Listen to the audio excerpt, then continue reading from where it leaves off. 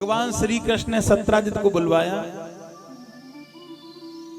और सत्राजित को बुलवा करके कही कि आपने जो मणि का आरोप हमारे ऊपर लगाया है, जो मणि का आरोप हमारे ऊपर लगवाया है, आप आओ और अपनी मणि को ले जाओ। आज बुलवाया और मणि को दिया। मणि को लेकर के सत्राजित घर पहुंचे। उनकी पत्नी कहने लगी, तुमने बहुत गलत किया है और तुमने देखो आरोप लगाया है ठाकुर जी के ऊपर।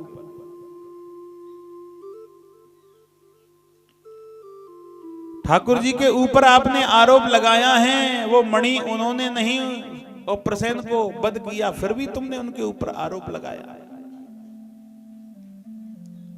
आज जब ऐसा सब कुछ हो ही रहा था, सत्राजित की पत्नी सत्राजित से कहने लगी, हमारे पास में है एक कन्या। कन्या का क्या नाम है? सत्या। और हमने देखा है और हमने सुना भी है कि हमारी सत्या कृष्ण से बहुत प्रेम करती है। आप कन्या का विवाह कृष्ण के साथ में कर दो। सत्या का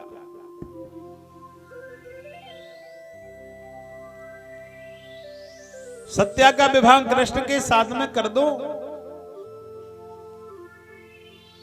आज कहने लगे ठीक है।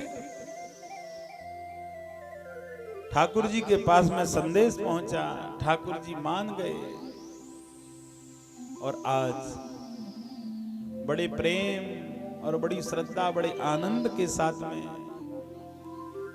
और ठाकुर जी के साथ में आज और विवाह हुआ सत्या का। और आज द्वारकापुरी में आनंद हुआ, आनंद बरसा। आनंद हुआ जब आनंद बरसा और विवाह हुआ। भगवान का विवाह अब सत्या के साथ में हुआ है।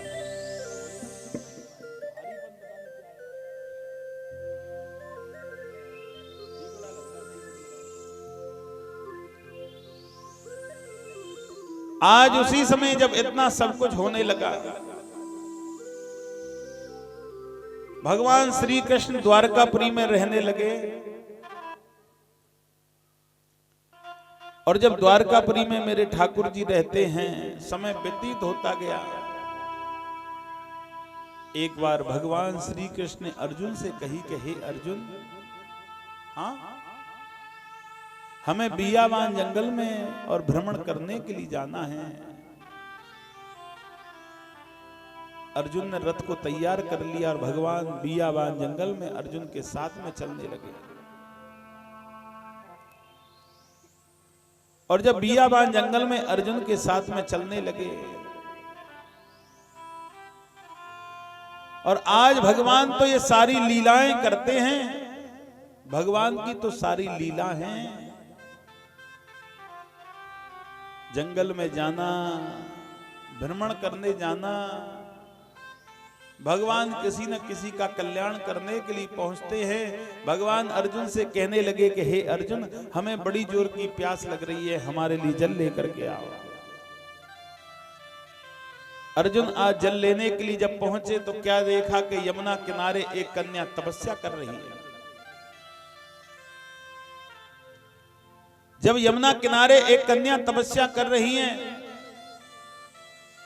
अर्जुन कहने लगे, बियाबान जंगल में कन्या क्यों तपस्या कर रही है? कन्या के पास में पहुंचे और कहने लगे कि तुम यमुना किनारे क्यों तपस्या कर रही हैं? आपको क्या चाहिए?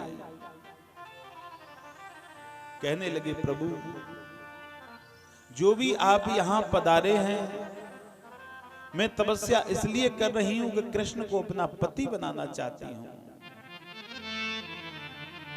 अर्जुन हंसे और कहने लगे, हमें नहीं पता था कि कृष्ण इस जंगल में क्यों आए हैं, लेकिन अब हमको पता पड़ गया। प्रभु की लीला बड़ी अपरंपार है। कोई धन मांगता है, भगवान धन देने वाले हैं।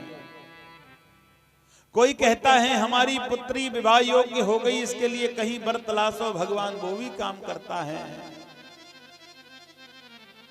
खाने के लिए भोजन देता है, रहने के लिए घर देता है। ऐसे परमात्मा के लिए, ऐसे दामोदर के लिए हमें बार बार नमन करना चाहिए। बोली वृंदावन बिहारी लाल की जय हो। जीवन में देने वाले सब कुछ वही हैं।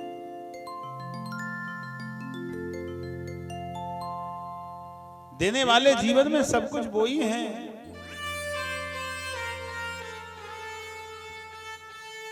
लेकिन हमको वो ही देते हैं जो हमें चाहिए, जो हमें सुख दे।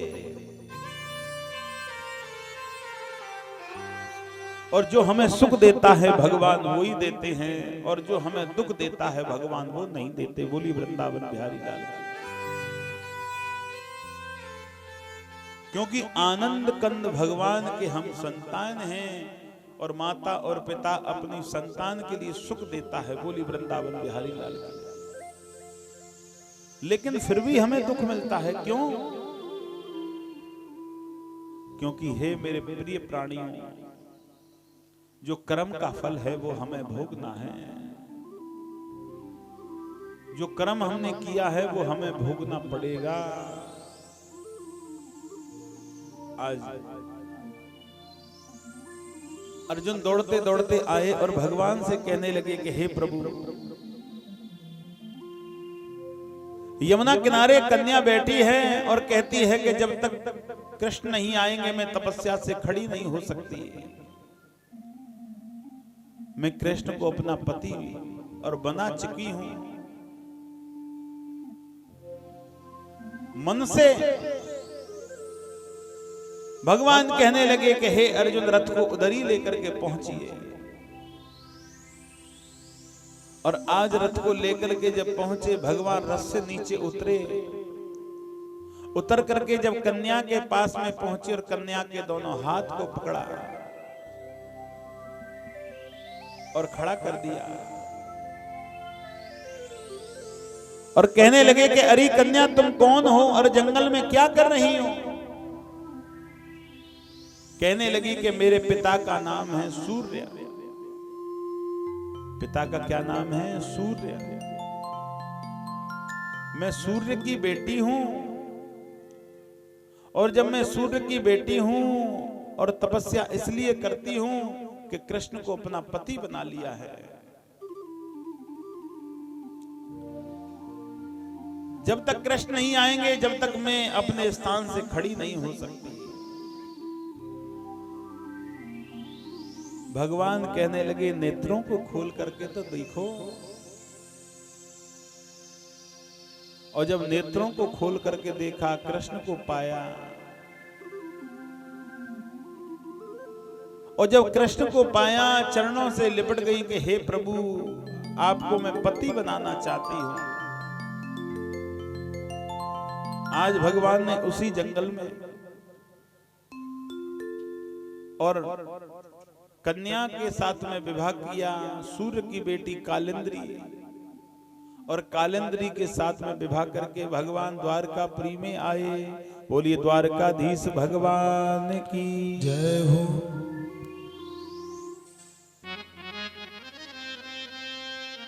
जब भगवान द्वारकापुरी में पहुंचे और द्वारकापुरी में रह करके मेरे ठाकुर जी, समय व्यतीत होता गया। एक बार नारद जी दौड़ते दौड़ते भगवान श्री कृष्ण के पास में आए और भगवान से कहने लगे कि हे कृष्ण, गजब हो रहा है कि क्या आपके होते हुए पाप बढ़ता हुआ चला जा रहा है। कैसे?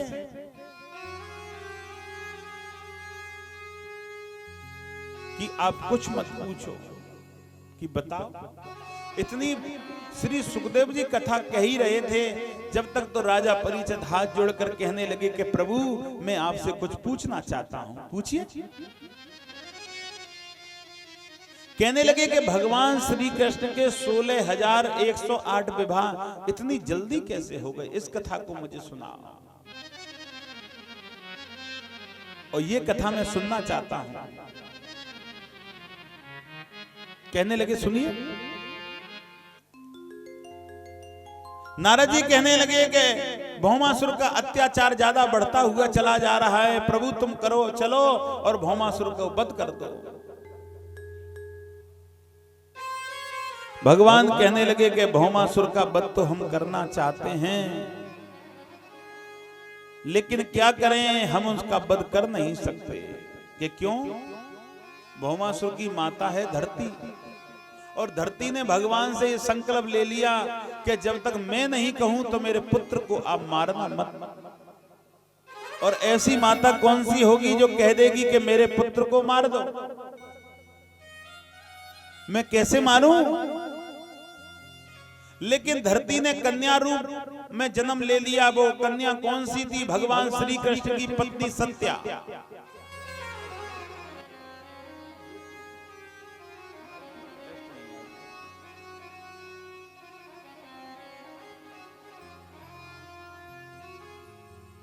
आज उसी समय क्या किया? भगवान श्री कृष्ण कहने लगे कि जो हमारी पत्नी है सत्या, उसने धरती रूप में जन्म ले लिया है। अगर वो हमारे साथ में युद्ध में चलें तो हम ऐसे युद्ध करेंगे कि वो परेशान हो जाएंगी, और परेशान होकर के उनको कहना पड़ेगा कि इनको मार दो। आज भगवान युद्ध की तैयारी करने लगे। जब भगवान युद्ध की तैयारी करने लगे और आज सत्या कहने लगी कि प्रभु हम भी आपके साथ में युद्ध में चलेंगे। अच्छा, भगवान चाहते ही थे कि ये युद्ध में चले, जब तो भौमासुर का वध होगा।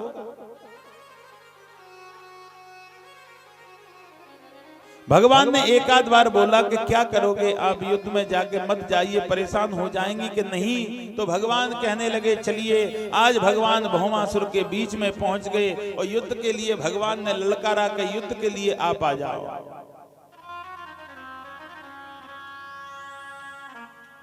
युद्ध के लिए पहुंचे। आज भगवान भौमासुर से ऐसे युद्ध कर रहे हैं जैसे भगवान युद्ध करना जानते ही नहीं। ऐसे युद्ध कर रहे हैं कि सत्या परेशान हो गई।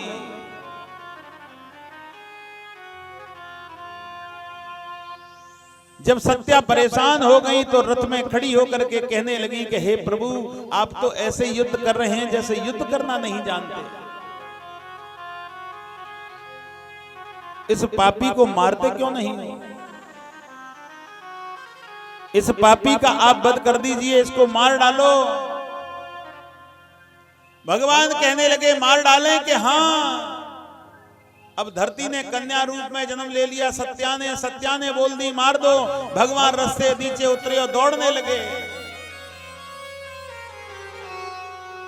और दौड़ करके भौमासुर को रथ से खींच लिया और घुमाते हुए धरती पर गिराया, और गिरते ही उनके प्राणांत हो गए। बोली वृंदावन बिहारी लाल की जय हो। अब सुनिए भगवान के विवाह कैसे हुए, ध्यान से। जब भौमासुर का वध कर दिया तो भौमासुर की जेल को खुलवाया। तो सारी जेलों को खुलवाया तो सारी जेल में कितनी कन्या बंद हैं? कि सारी जेल में कन्या बंद हैं 16,100। कितनी कन्या बंद हैं? 16,100। और 16,100 कन्याओं से भगवान ने कही के भाग जाओ तुम अपने अपने घर के लिए। 16,100 कन्या रोने लगी। भौमासुर का एक टारगेट था 18-19,000 कन्या एकत्र हो जाएंगी जेल में तो मैं सबके साथ में एक साथ विवाह कर लूंगा। लेकिन अभी कन्या है 16,100। ध्यान से सुनना।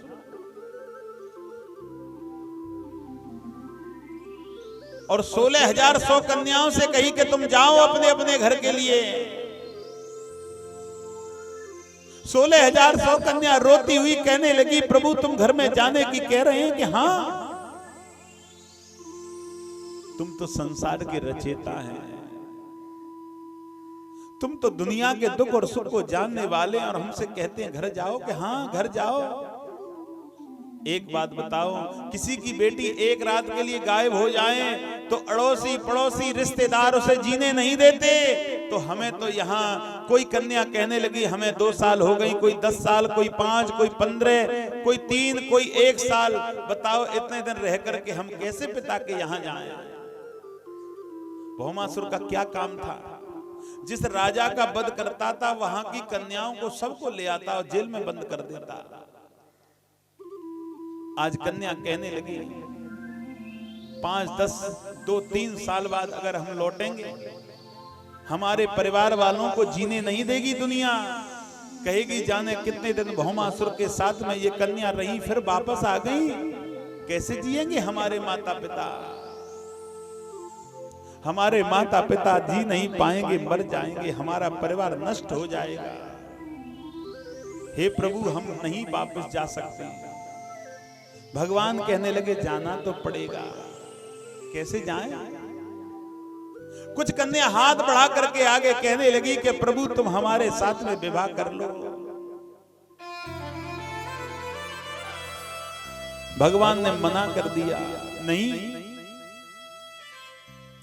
कन्या उसी जेल में फूट फूट कर रोने लगी, आप विवाह नहीं कर सकते तो कोई बात नहीं, हमारे पास में 2 रास्ते हैं जाने के। भगवान कहने लगे 2 रास्ते कौन से? के एक रास्ता तो ये है कि हम 16,100 कन्या अभी सभी मरती हैं एक बार,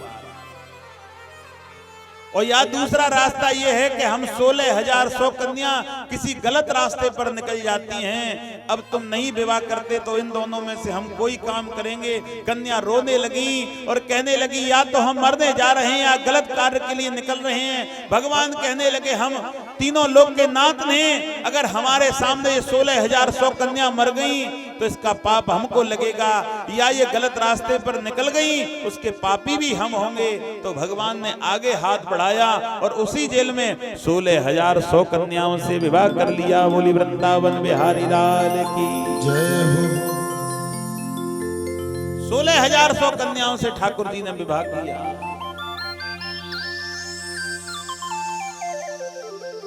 और 16,100 कन्याओं के विवाह करने के बाद में भगवान द्वारकापुरी आ गए।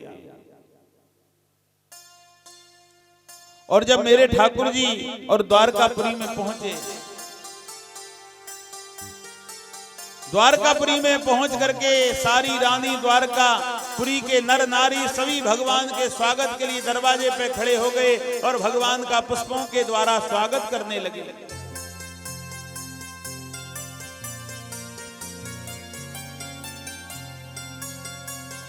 और कुछ भगवान के लिए नारियां गाने लगी, बोलने लगी भगवान के लिए। आप भी गाना